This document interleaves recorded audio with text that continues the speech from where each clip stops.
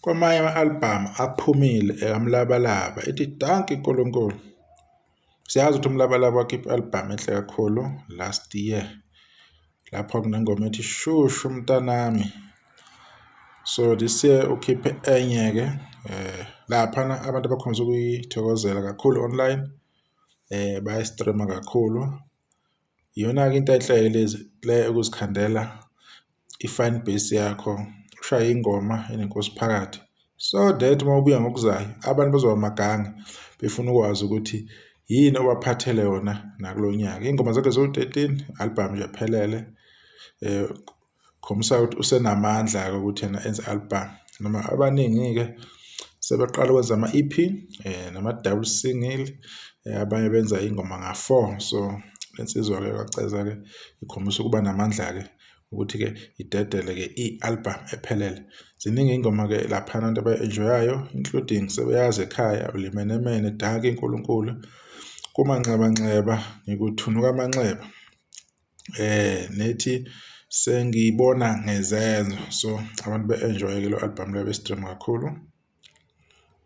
Ebese kuba uMgqilazi ne-album yakhe entsha sha enengoma eziwu-14 ethi Anulingani, inengoma eziwu-14 laphana ku-YouTube isahamba-ke kancane. Asithembe ukuthi izo-pick up-a uMgqilazi-ke bese nesikhathi-ke agcina ukukhipha, kodwa bekungasho ukuthi akaculi or useyekile, kodwa-ke ubuye ngegeli phezulu. Ube na-interview laphana kwi-Alex FM lapha ade eyodayisa khona umsebenzi wakhe.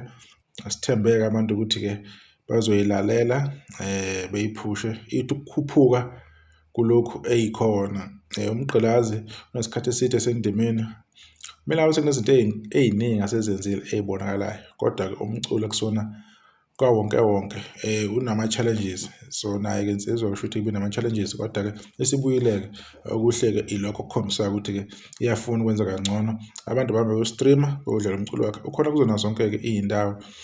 Ungezwanga abantu bekukhohlisa mhlawumbe ubone iy'namba, ubone ziphansi kube ngathi mhlawumbe iyabheda. Cha, ayibhedi, nethi nje abantu abaningi i-fan base yakhe mhlawumbe bese yalibala ngaye, sinabantu efocus kubona. Kodwa yona-ke iyalaleleka, nengoma nje ezimbalwa lapha nezinhle ethi ama-levels, enye ethi imfolomane, nenye ethi Anulingani featuring Shenge, uBalondo bengafi. So ziningi ezinye iy'ngoma abantu-ke bayi-enjoy bayithokozela. Insizwa uMashelela King SMS, album yakhe ena 9 days iphumile, ihamba kahle kakhulu online.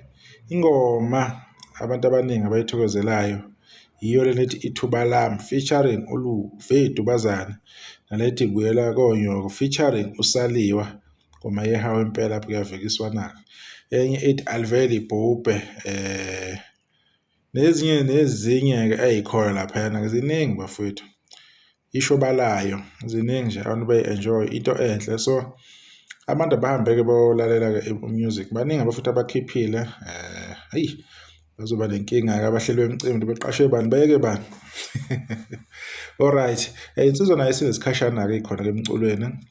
Umculo wayo kuyaziwa, abalandeli bayazi, kodwa kulokhu I feel like mhlawumbe izo-elevate kuleli zingathi kulona, izothi ukukhuphuka kancane, ithi ukupenetrate enye imarket mhlawumbe nade ingamjwayele ingamazi, because mina bengimazi futhi umculo wakhe ngo-enjoy, kodwa-ke ukuthi agqame bengagqameki kahle hle, kodwa this time ngibona ukuthi uzo-elevate kulo position le, azimakethe kahle kubantu angene kubo.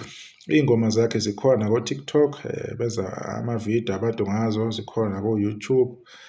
Nathi sikhona siyakhona ukukhuluma nangomsebenzi wabaculi bonke, singakhethi ibala ukuthi singanandaba ukuthi ubani wakabani kanjani, siveza nje okuhle kodwa. So le nsizwa le ikhombisa uthando, isibusebenzela umaskandi naye sinesikhathi impela, kade wasishizile.